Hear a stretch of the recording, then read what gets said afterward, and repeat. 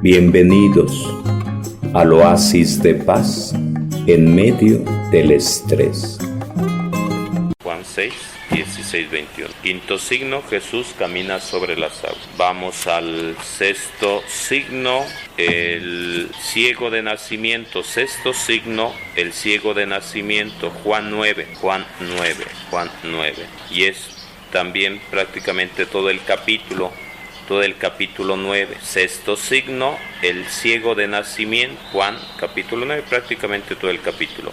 Jesús, luz que juzga al mundo. Jesús, luz que juzga al mundo. Y vamos con el último, séptimo signo, victoria sobre la muerte. Séptimo signo, victoria sobre la muerte. Juan 11.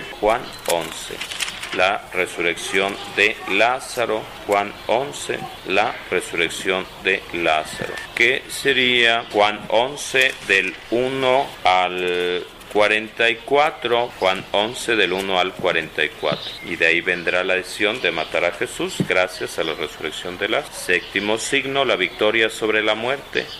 Juan 11 del 1 al 44. Victoria de la vida sobre la muerte.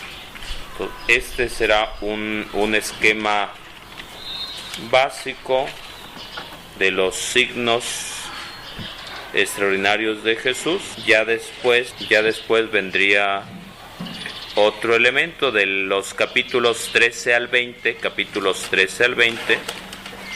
Viene el libro de la pasión y gloria. Es la pasión y gloria de Jesús. Pasión, muerte, resurrección. Pasión, gloria.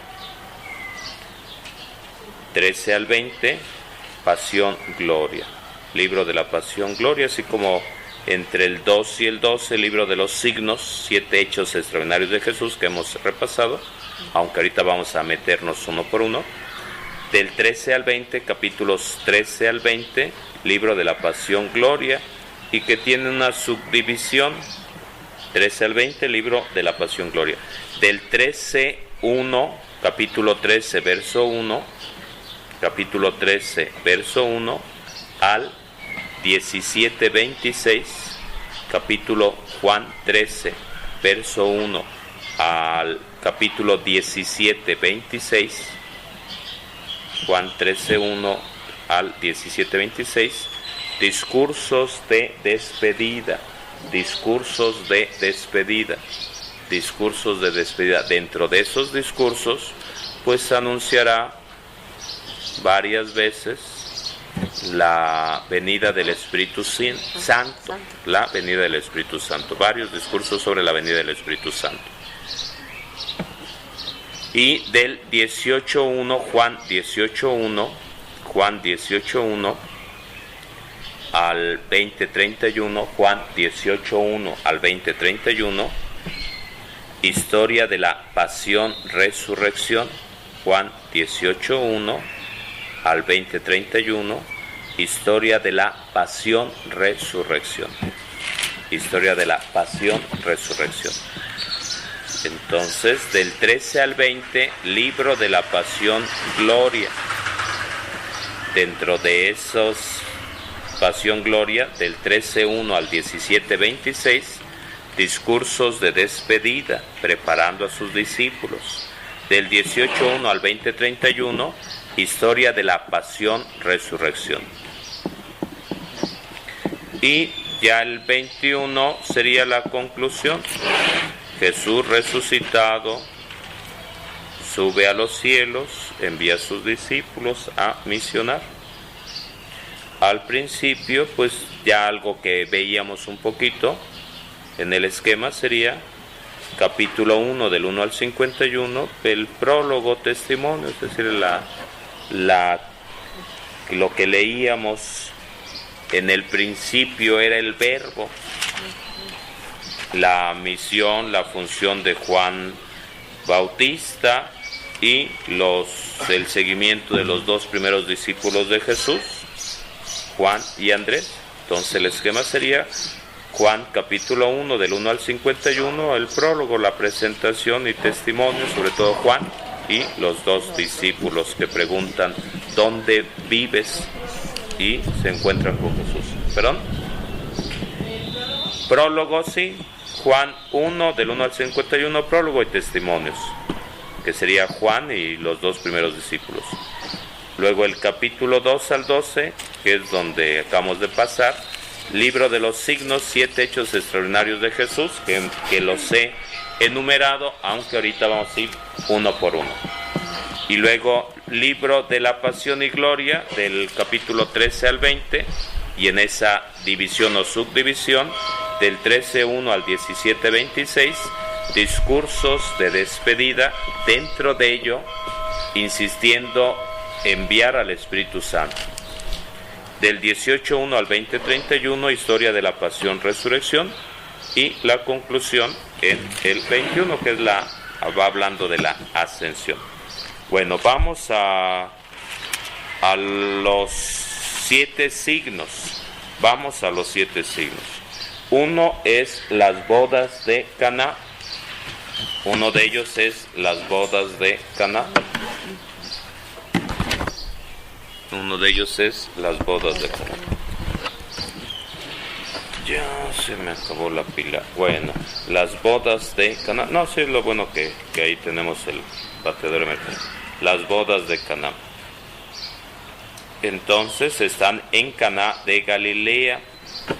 La madre de Jesús estaba invitada, también sus discípulos. Estaba Jesús y sus discípulos. Se les acabó el vino. ¿Y qué pasó? Van buscando, verso 3. Van buscando, estamos Juan 2, 3. Estamos Juan 2. Estamos en Juan 2. Juan 2. Nos encontramos las bodas de Caná. Entonces Juan 2 dice, ¿qué les faltaba? ¿Qué dice María? Se acabó el vino de la boda y se quedaron sin vino. Entonces la madre de Jesús le dijo, no tienen vino. Jesús respondió, mujer, ¿cómo se te ocurre? Todavía no es hora. Ok, entonces dice, nada más dice, no les queda vino. No dice, convierte el agua en vino. No dice, haz un milagro. No dice, no, nada más dice, no les queda vino. Un primer momento. Y entonces responde Jesús, todavía no ha llegado mi hora. Le entraba nervio a Jesús. Le entraba nervio a Jesús. Así como en etapas de la vida que le dicen a uno, te toca celebrar, te toca predicar, te toca dar tema, te toca... Y le entran nervios a uno, así también le entraron nervios a Jesús. Era la primera vez que iba a dar ese paso. Era el primer milagro que se iba a realizar. Entonces le entraron nervios, por eso decía, no ha llegado mi hora, no ha llegado mi hora. ¿Y qué dice María? Verso 5, hagan lo que Él les diga. Verso 5, hagan lo que Él les diga. Entonces aparece María diciendo, no les queda vino. Aparece diciendo, hagan lo que Él les diga. Y entonces, ¿qué hace Jesús? ¿Qué hace Jesús? Viendo que había por ahí los cántaros de piedra, los recipientes que utilizaban para la purificación, de unos 80 o 100 litros cada uno, había 6. Entonces, van por agua. No es encender la bomba, no es abrir la llave, no, es ir al pozo de Jacobo, al pozo por allá lejos, córrele, ve al río y trae agua. Entonces pensar aquí, ¿dónde lavaban antes? De hecho hoy todavía aquí en Alpuyeca, como en muchos otros lugares, ahí en Tejalpa, iban al ojo de agua a lavar. Y en Chiapas, en varios lugares, la gente está yendo a lavar al río. Entonces aquí hay gente que se pone a lavar por ahí, en el Apancle, en el río. Entonces tener que ir por 600 litros de agua, llenar el rotoplas. Entonces llenar el rotoplas.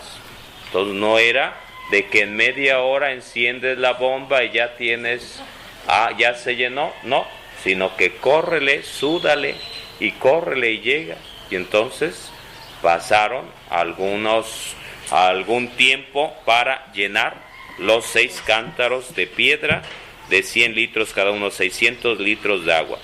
Y entonces, ¿qué es lo que sigue después? ¿Qué es lo que sigue después? Ahora Jesús hace oración, bendice y viene lo siguiente, la transformación del agua en vino. Entonces el punto es el siguiente: María no hizo el milagro, lo hace Jesús, pero María interviene para que se realice ese milagro. Jesús no hace el milagro en automático, con una varita mágica, abracadabra, patas de cabra, no, sino que Jesús, el camino ordinario que utiliza Dios es: ve y haz lo que te corresponde hacer, y después vendrá todo lo demás. Lo vemos con los 10 leprosos, que Jesús le dice: vayan a Jerusalén al templo con el sacerdote, preséntense, y yendo de camino sanaron. Entonces ese es el reto que debemos entender, no es en automático. Decía de Juan que su proceso de cambio fue primero echando chispas, mirada láser, el ogro, y después cambiando su carácter, siendo buena gente, definiendo a Dios como Dios es amor, creciendo en amistad más que los demás, diciendo que eran las 4 de la tarde cuando se encontró con Jesús. Entonces son puntitos que tendremos que ir remarcando. Van buscando verso 11, Juan 2:11, van en el 11, a ver qué nos dice por ahí, que es algo que ya habíamos leído al de la primera cita que les di, Juan 20:31. Entonces, ¿qué dice por ahí? Juan 2:11. Esto sucedió en Caná de Galilea, fue el primer signo realizado por Jesús. Así manifestó su gloria y sus discípulos creyeron en él.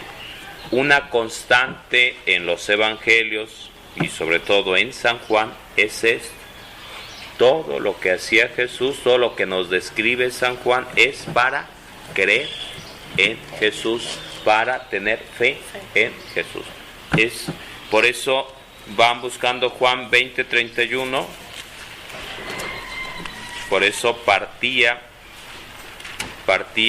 de ese texto al hablar del tema de hoy, tema 27, Evangelio según San Juan, la finalidad del Evangelio, verso Juan 20:31.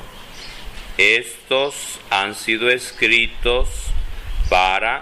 textos han sido escritos, es todo lo que hizo Jesús, estos signos, estas predicaciones, todo lo que está aquí contenido, han sido escritos para que ustedes crean que Jesús es el Mesías, el Hijo de Dios, y para que creyendo tengan en él vida eterna. Entonces eso es lo que busca la Biblia, la palabra de Dios, los evangelios, Juan en concreto, decirnos que es para creer en Jesús, para tener vida eterna. Pasamos al segundo signo. Entonces, primer signo, las bodas de Caná, donde Jesús transforma agua en vino, diciéndonos que si es capaz de transformar el agua en vino, es capaz de transformar muchas más cosas. Entre ellos la Eucaristía, entre ellas los corazones. Vamos, segundo signo, en Juan 4:43 al 54. Juan 4:43, 54, segundo signo, donde nos dice que un funcionario del rey va con Jesús a pedir ayuda.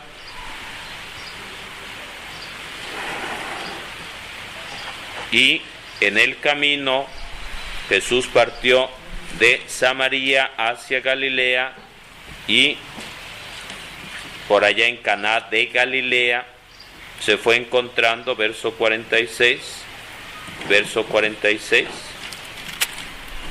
vamos a ver el 46.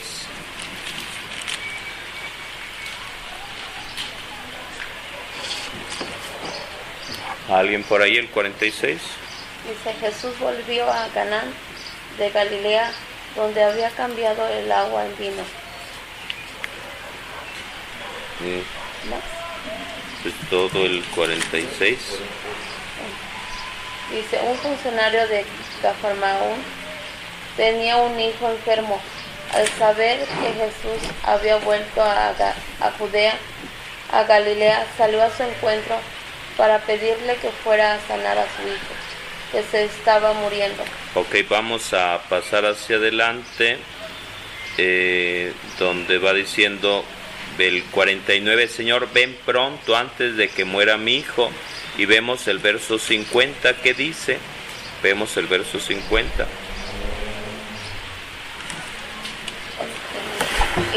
Dice por ahí: regresa a tu casa, tu hijo ya está bien. Y entonces se fue a su casa, ¿y qué es lo que pasó? Vemos el verso 52,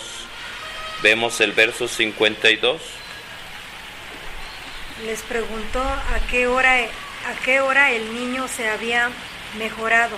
Le contestaron: ayer a la 1 de la tarde. Se le quitó la fiebre. Ok, vemos el 53. Seguimos el verso 53. El padre reconoció que a esa misma hora Jesús le había dicho: tu hijo está vivo. Y creyó él con todos los suyos. Sí, entonces un alto funcionario del rey va con Jesús, lo encuentra en el camino, allá en Caná de Galilea, y le pide ayuda. Ayúdame, mi hijo está enfermo. ¿Y qué dice Jesús? Vete a tu casa. Y con eso fue suficiente.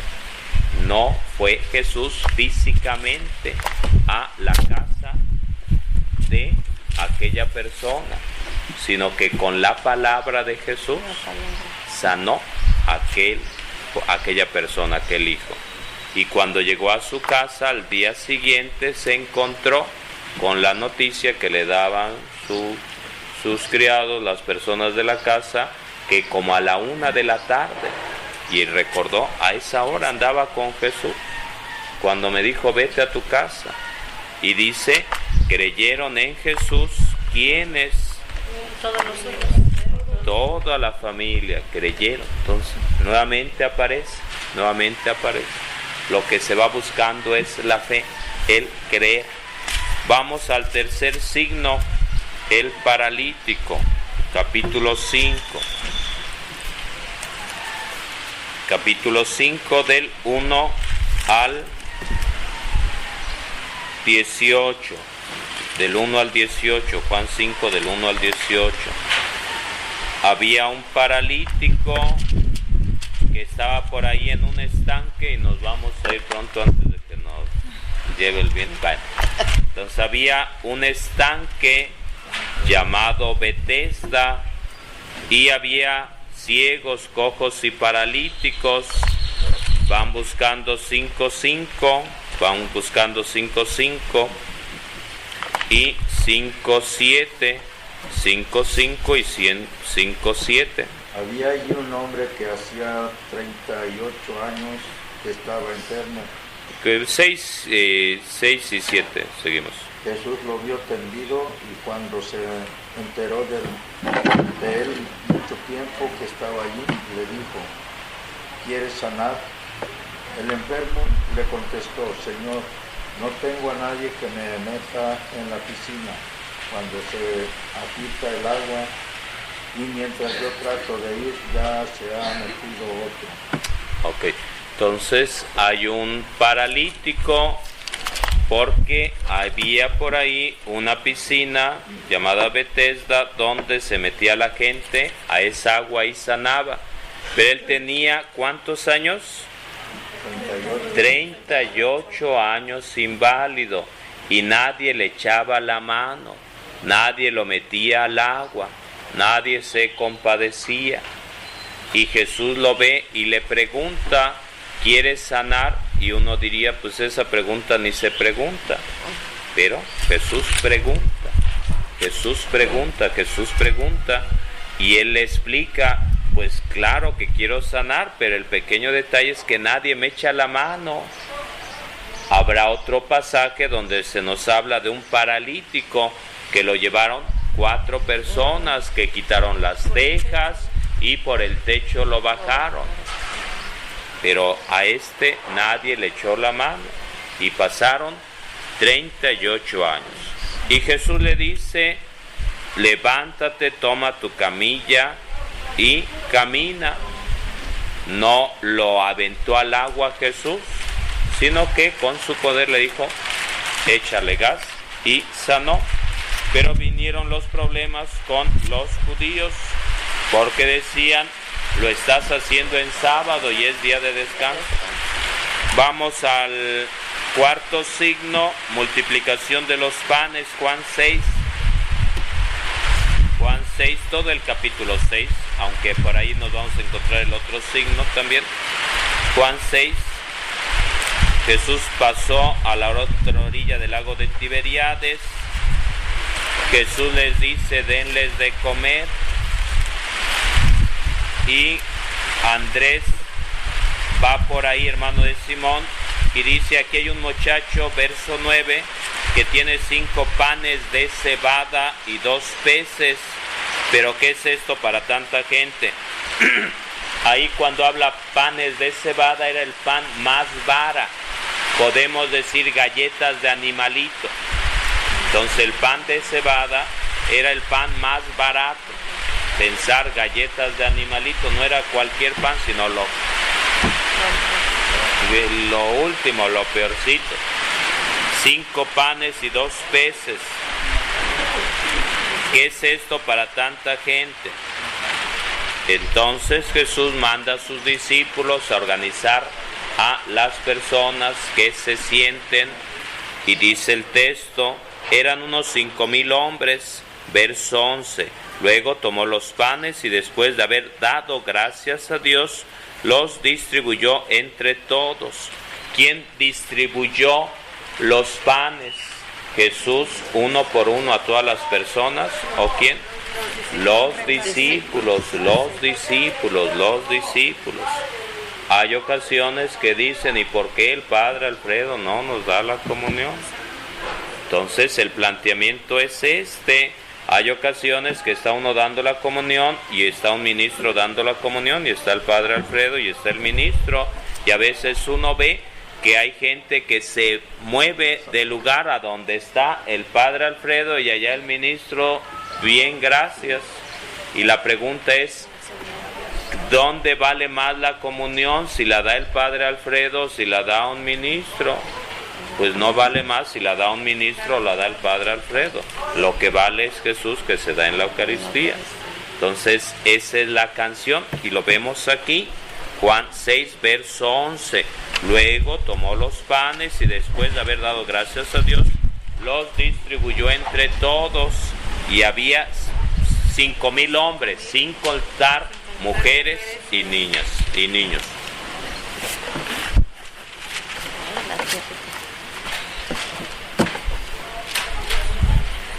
Y después vendrá el verso 26, Juan 6, 26. Dice, les aseguro que no me buscan por los signos que vieron, multiplicación de los panes, sino porque comieron pan hasta saciarse. Querían proclamarlo rey a Jesús, rey de las teleras, rey de los panes de cebada. Y Jesús dice, pónganse a trabajar. Esto fue extraordinario. El rey de las teleras. Entonces dice Jesús, no, pónganse a chambear. Esfuércense por conseguir, verso 27, esfuércense por conseguir no el alimento transitorio, sino el permanente, el que da la vida eterna. Ese es el alimento que les dará el Hijo del Hombre, porque Dios el Padre lo ha acreditado con su sello. Entonces, es Jesús que dice, pónganse a chambear. Hubo multiplicación de los panes, pero es extraordinario. Yo no soy el rey de las teleras, dice Jesús, échenle ganas. Y seguirá hablándonos aquí de la multiplicación de los panes y de la Eucaristía.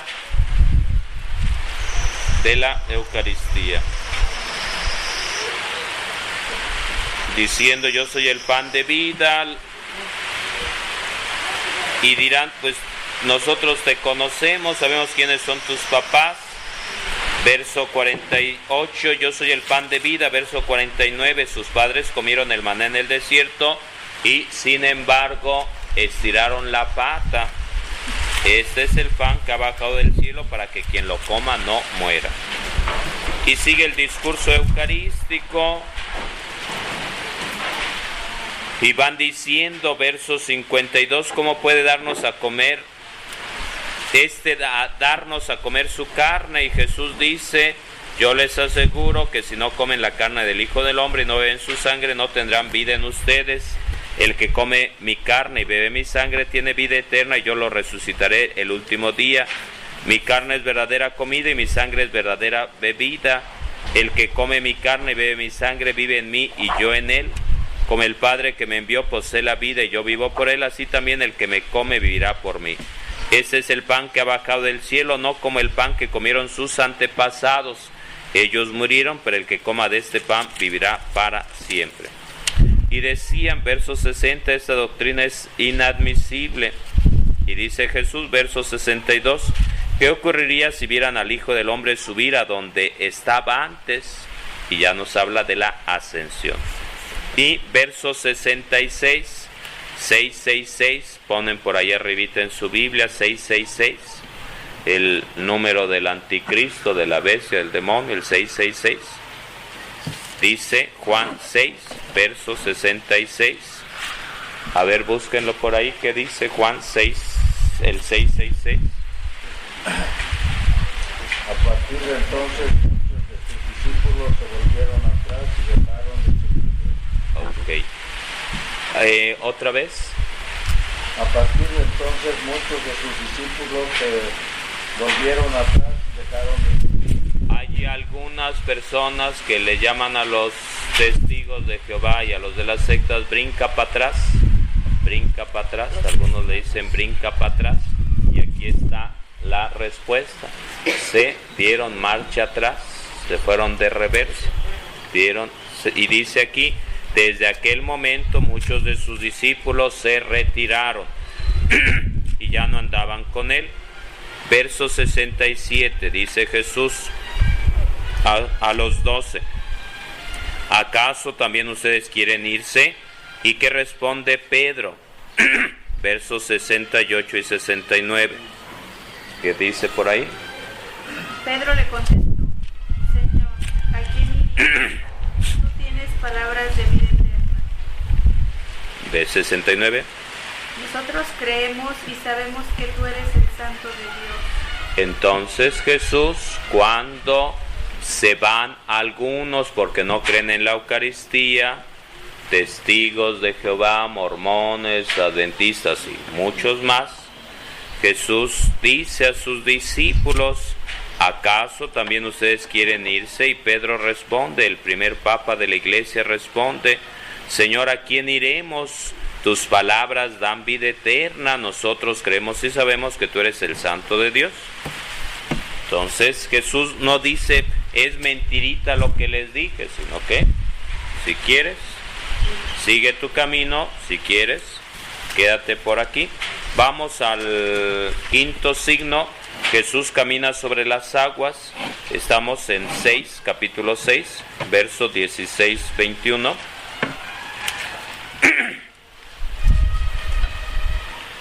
A la caída de la tarde fueron al lago, hacia Cafarnaún, verso 18, Juan 6, 18, ¿alguien por ahí?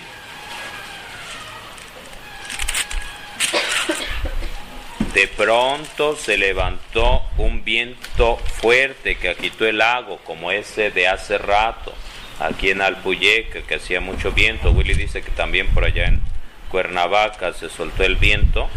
Y entonces habían avanzado unos 5 kilómetros cuando vieron a Jesús que se acercaba a la barca caminando sobre el lago. Tuvieron miedo, pero Jesús les dijo, verso 20. ¿Qué les dice Jesús en el verso 20? Él les dijo, soy yo, no tengan miedo. Entonces, ellos querían recibirlo en la barca y en un momento llegaron a la tierra donde iban. Entonces soy yo, no tengan miedo, aunque haya vientos, huracanes, terremotos, échenle gas. Y vamos al ¿cuál nos sigue? El sexto. Ciego de nacimiento. Sexto, el ciego de nacimiento, Juan 9. Juan 9. Prácticamente todo el capítulo 9. Sí. Verso 2.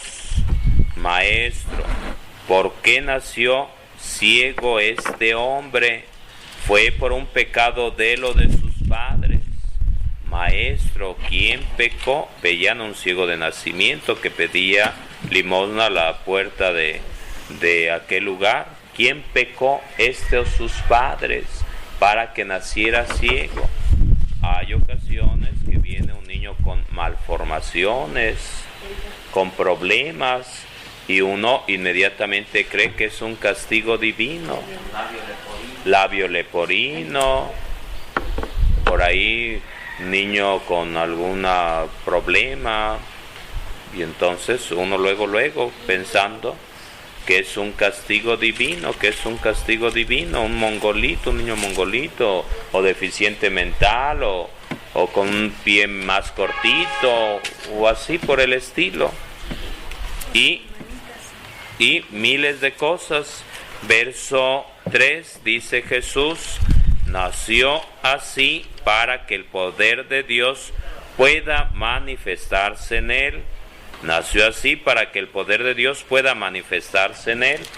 Hace cuestión de una semana o 2 semanas por ahí, hubo una presentación de un niño.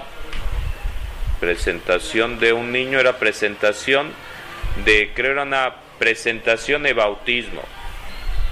Creo era el bautismo de una niña y la presentación de un niño. Y el niño pues tenía algún problemita, pero se veía el papá, la mamá con toda la paciencia del mundo, atendiendo al niño, queriendo por igual a ese niño que a la otra niña que. Entonces a veces se va manifestando la fe, la entrega, el sacrificio, el acto heroico de los papás, cuidando, velando por aquel niño, por aquella niña. A veces pasa eso. Nació así, dice Jesús, para que el poder de Dios pueda manifestarse en él. Verso 6, vamos buscando verso 6, ¿qué dice? ¿Qué hace Jesús? Al decir esto hizo un poco de lodo con tierra y saliva. Bienvenidos al oasis de paz en medio del estrés.